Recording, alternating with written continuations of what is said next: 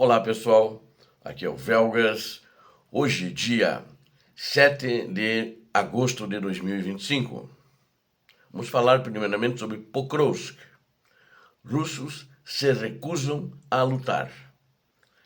E também vamos falar sobre forças ucranianas iniciam novas operações na Rússia.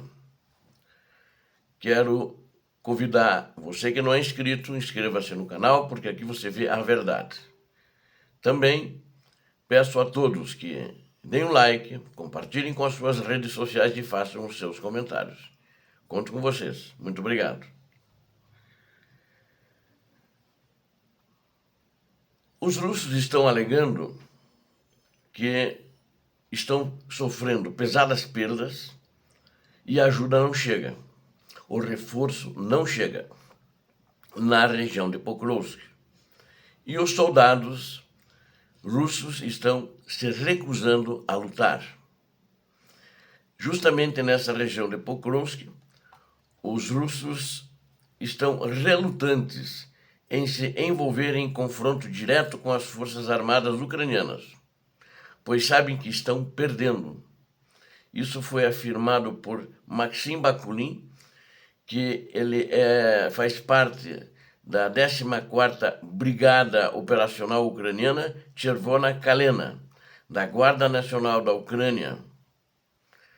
E isso foi transmitido, essa entrevista dele, ele é um oficial, não foi dito a patente que ele tem, foi ao ar pelo canal de televisão de Kiev, da capital da Ucrânia, Kiev 24, é o nome do canal.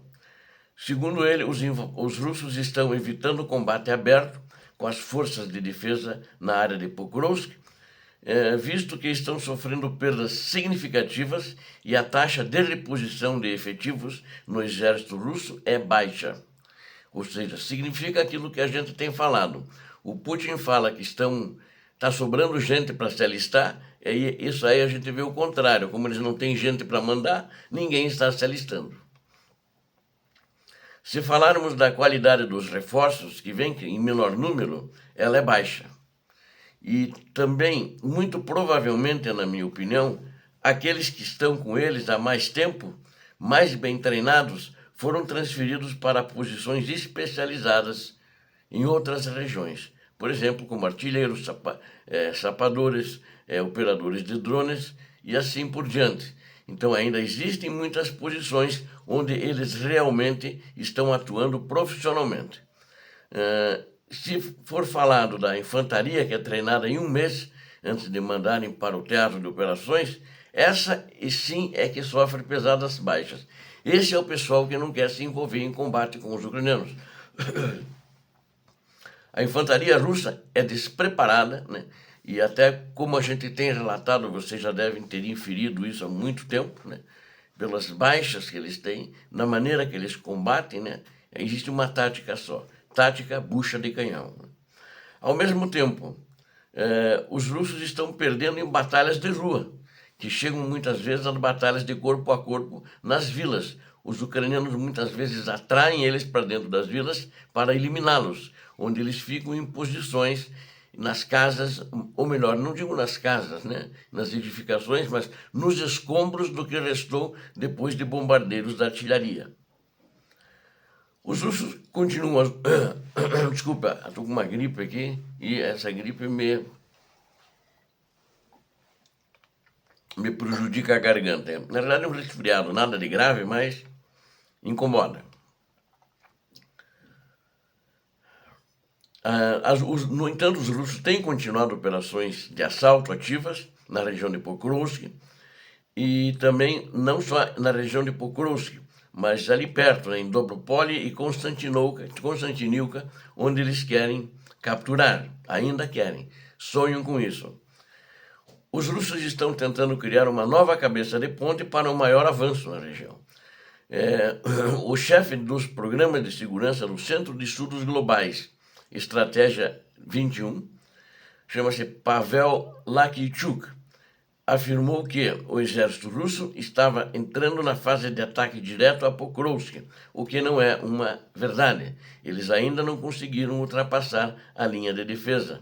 Eles se prepararam para isso, mas não conseguiram. Ele falou isso baseado naqueles que conseguiram furar pequenos grupos, se infiltraram, mas foram destruídos na periferia da cidade assim que foram identificados. Eles foram identificados antes de entrar na periferia. Os ucranianos viram que não eram ucranianos, que eram russos fantasiados de ucranianos, deixaram eles entrar onde os ucranianos poderiam emboscá-los, na periferia da cidade, onde eles foram eliminados. Enquanto isso, eles também fracassaram em todos os esforços de cercar a cidade, ou pelo menos fazer um semicerco na cidade. Eu sempre digo, semicerco não é cerco nenhum. Os defensores sempre vão ter uma válvula de escape por onde sair, né? E por onde entrar a logística. Então eles estão também tendo problemas nisso, já desde quando tentaram primeiro fazer no passado o semicerco, depois, esse ano, chegaram a Dnipropetrovsk e, vamos dizer assim, só levaram fumo até agora. Os russos foram repelidos, sempre, né? E se concentraram, então, em procurar um bolsão, mas era muito perigoso. E eles sempre têm se dado mal, e ali nessa região. Então está acontecendo que está existindo muita insubordinação ali em Pokrovsk, deserções, e mesmo abertamente soldados continuam, que já começaram há um tempo atrás, a desafiar seus comandantes. E isso é muito ruim para o exército da Rússia. Por quê?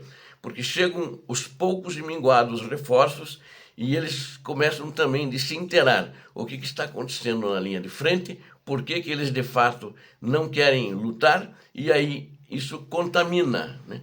E a Rússia aí tem muitos problemas em fazer os assaltos como vinha fazendo. Apesar de uma certa intensidade e uma quantidade grande, já não é como era antes.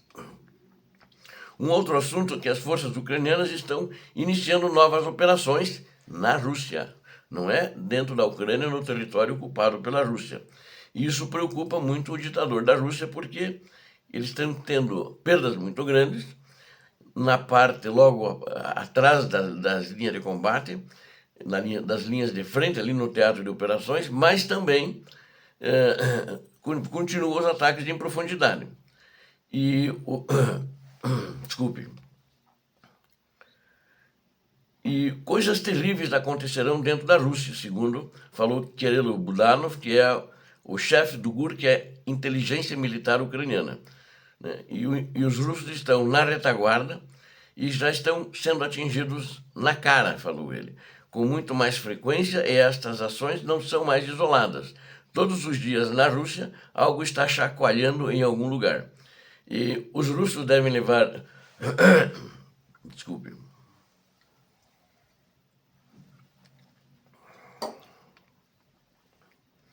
E os russos devem levar tudo isso a sério e temer diariamente que algo possa chacoalhar ainda mais com força. E, segundo disse esse comandante, o general Budanov, né? Kirilo Budanov, eu vi que numa entrevista que ele deu para a imprensa ucraniana, ele observou que há problemas na Rússia. E ele disse, como eu sei tudo isso, eu faço parte de tudo isso e conheço pelo menos o plano aprovado pelo nosso presidente, no caso o presidente Zelensky, né? Eu posso dizer sem rodeios que tudo continuará até acabarmos com toda essa guerra. E a Rússia precisa levar tudo isso a sério, porque afinal nós temos problemas, mas eles também têm, falou o Budanov. O chefe da inteligência da Ucrânia também comentou sobre a operação do GUR para obter documentos para o novo submarino russo, o Príncipe Pozharsky, que essa foi uma grande vitória para a Ucrânia, que eu já vou explicar para vocês o que aconteceu, e uma derrota para a Rússia, que foi feita pelo pessoal do Kirilo Budanov, uma grande operação de espionagem. É um novo submarino chamado Príncipe Pozharsky, Pozharsky, P-O-Z, daí H-A-R-S-K-I, Pozharsky. Então, esse é o nome do novo submarino, é um príncipe da era czarista, na época do soviético, era muito raro você ver alguma coisa com nomes de qualquer que se fosse a família real russa, né? Mas o Putin agora está disseminando bastante isso. Então, esse Príncipe Pozharsky, que é um submarino novo, trata-se de mais uma demonstração que o Budanov observou que assim que a Rússia começou a construir este submarino, o Gur, chefiado por ele, já estava trabalhando no projeto russo, né? Mas para pegar dados, para pegar informações. Em relação ao submarino, segundo ele, trata-se de mais uma demonstração, porque a Federação Russa apresentou este submarino com muita pompa e, literalmente, alguns dias depois, como dizem, mostramos a eles o estado real. E deu um mal-estar muito grande no Kremlin, para quem acompanhou isso pela imprensa. É claro que essa documentação foi obtida ao longo de um certo período de tempo, né? E ele observou também. Lembre-se que oficiais da inteligência ucraniana obtiveram documentação interna, confidencial, sobre o mais novo submarino do país agressor, a Rússia, o país agressor, né? Estou pondo aqui as palavras dele. Trata-se de um submarino nuclear estratégico K-555 Kniaz Pozharsky, né? Do projeto 955A Boreal. Então ele deu todos esses dados que não são dados públicos, né? É um dos elementos chaves da chamada tríade nuclear do Kremlin. Então, ele era importante para essa tríade nuclear. O Guru observou que as informações obtidas pelos espiões permitem determinar as características e limitações técnicas, não apenas desse submarino, mas também de outros submarinos do projeto 955A, cruciais para a manutenção do mito imperial do poder da Rússia. Então, é justamente o que o ditador da Rússia, que é o mito imperial do poder da Rússia, que eles podem tudo. E eles mostraram que o submarino tem problemas. Conforme foi relatado, ocorreu um grande vazamento de dados sobre as instalações nucleares secretas da Rússia. Como resultado, diagramas completos de uma das bases das forças de mísseis estratégicos na cidade de Yasny, região de Orenburg, também tornaram-se públicos. Normalmente, os planos internos dessas instalações são um segredo bem guardado, né? No entanto, devido à negligência de autoridades russas, agora se sabe como as bases de mísseis nucleares da Federação Russa estão organizadas. Na minha opinião, ele não disse isso até para não fazer uma caça às bruxas, na minha opinião, dentro da Rússia, mas eles pagaram alguém de dentro, então eles têm algum espião, ou mais de um espião pago, que passou as informações para eles, passou a documentação para eles. E aí eles aí sentaram e rolaram em cima desses dados e causando mal-estar na Rússia. E eles não fariam, acho que de outra maneira, ninguém ia lá que trabalha nesses projetos secretos dar apenas por amor à Ucrânia, ou seja, deve ter rolado aí mas é normal os serviços secretos do país, inclusive serviços secretos de países bem-sucedidos, tais como Estados Unidos, Israel, né, o pessoal da OTAN também, eles fazem a espionagem e eles compram a informação de pessoal interno. Isso acontece muito, é muito comum, mas mostra claramente que a Rússia é muito vulnerável e a corrupção é muito grande. E a continuar assim, eles vão ter ainda mais prejuízos fruto desses ataques feitos pela espionagem ucraniana. Obrigado a vocês que assistiram este vídeo. Tenho certeza que vocês gostaram. Deem um like, todos vocês. E quem não é inscrito, inscreva-se, porque aqui vocês viram a verdade. Deus abençoe a todos vocês, Deus abençoe a Ucrânia, Deus abençoe o Brasil. Paz e bem, paz para toda a humanidade.